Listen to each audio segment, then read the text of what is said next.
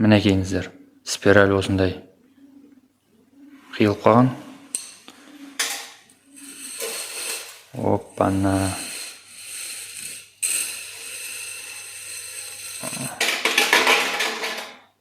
Оппана.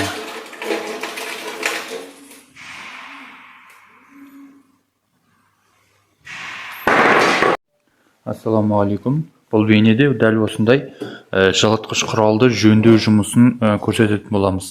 Бұл жылытқыш құралы 2 киловатты қуаты. Бұл жылытқыш құрал өзінің уақыты бойынша жұмыс жасалады. Мысалға да бір 10 минут жұмыс істесе, 5 минут өзі сөніп жұмысын тоқтатады. Одан кейін қайтадан ол өз ісіне жүргізе бастайды. Ішінде релесі болады, мынаның іші спираль болады. Бұл бізге келгені жұмыс жасалынбайды, істемейді деп келді. Көбінесе осындай жағдайларда спираль күйіп кетеді ішінде. Ал бұл жерінде дәл осындай ең кішісіне қоюға болады, ортасына қоюға болады, ең көбіне қоюға болады. Бұл уақыты бойынша жұмыс жасалады. Ең төменіне қойса, кішкене істейді, сөнеді, қайтадан жұмыс жасалады. Өзі автоматически. Кейбір кісілер қосады, одан кейін 1-2 минут, 5 минуттан кейін өшіп қалғаннан кейін тағы да бізге айтады, істемей қалды дейді. Ал бірақ та бұл өзінің уақыты бойынша жұмыс жасалады. Ал енді бұны жұмысты не істейміз? 2 шетін мына жағында және де мына жағында біз ашып аламыз.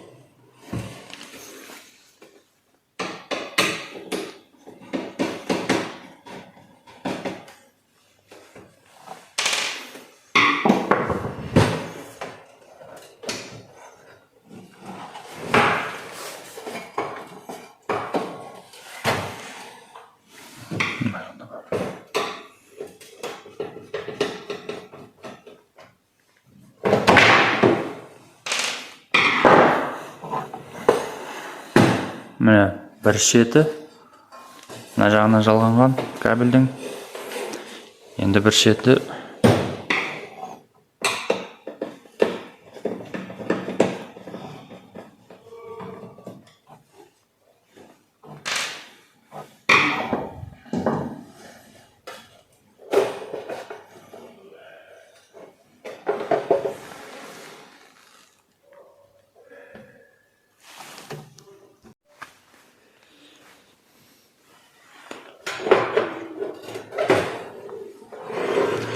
ішкі құрылысы дәл осындай. Мына жақтан контроль жасап, керекті жаққа бұрсақ,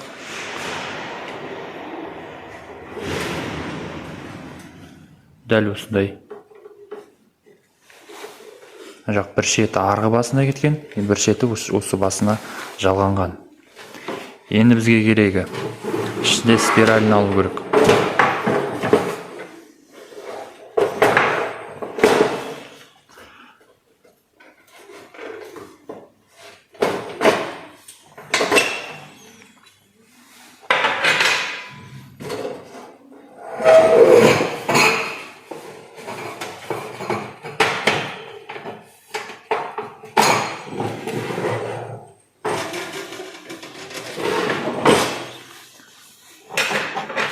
Алмас бұрын бұны бір прозвонка жасалайық.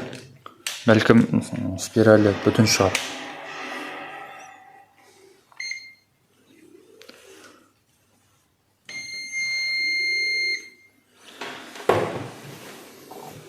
бір басына тигіземіз де екінші басына.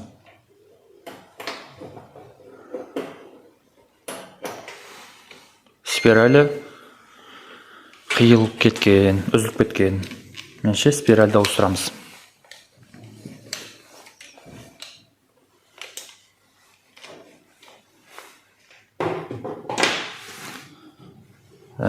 Спиральді алу үшін сеткасын аламыз.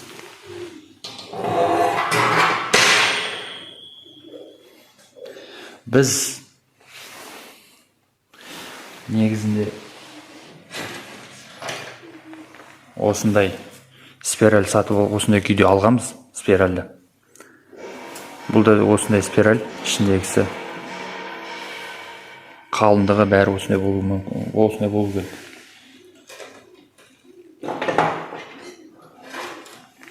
Оны дәл осындай аппаратқа салып, осындай айналдырып істеген болатынбыз. Енді бізге қиындық туындайтыны мынау басын қосуға.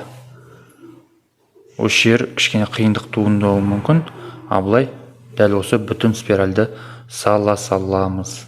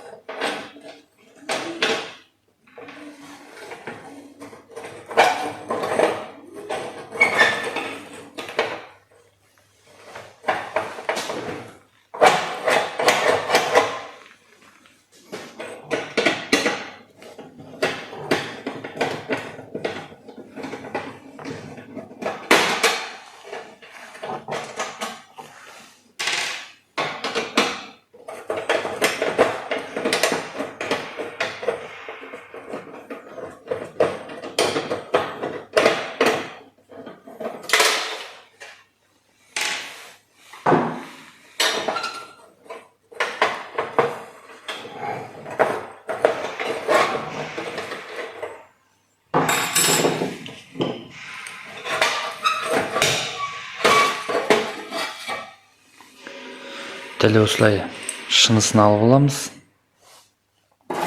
Енді мінекейіңіздер, спираль осындай қиылып қалған.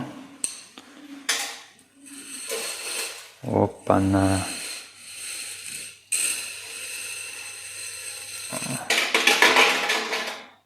Оппана.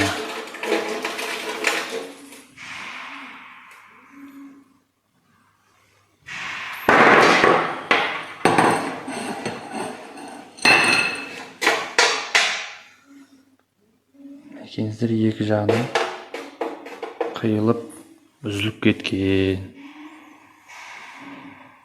Енді біз анау спиральді аламыз да бұған осындайға қатыруымыз керек.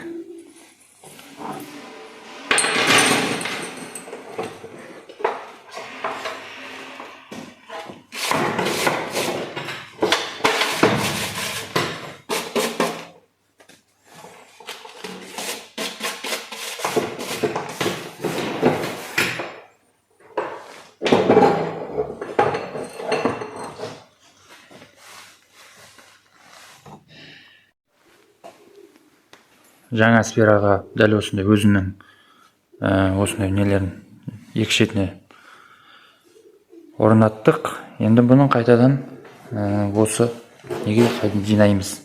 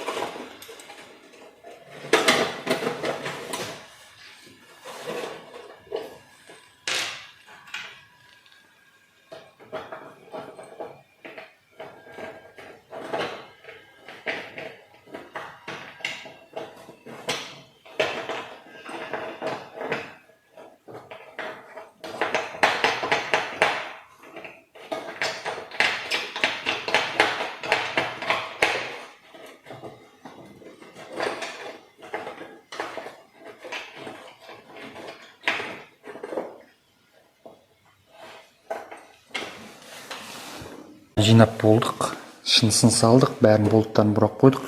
Енді бұны қосып тексеріп көреміз.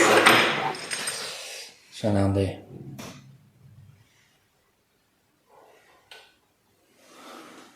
ең азына қойылды.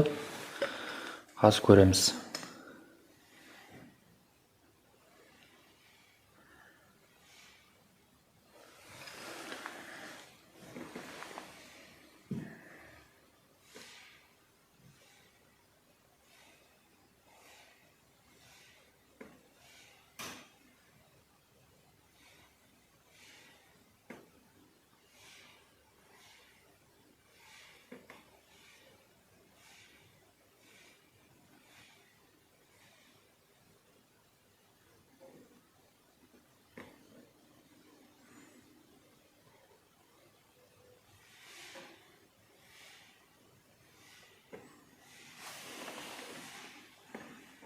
Ақырнағында жылу беріп жатыр.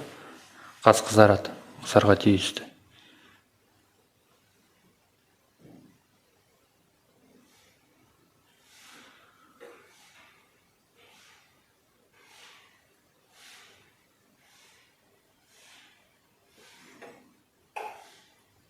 Міне өзі сөнді. Тағы бір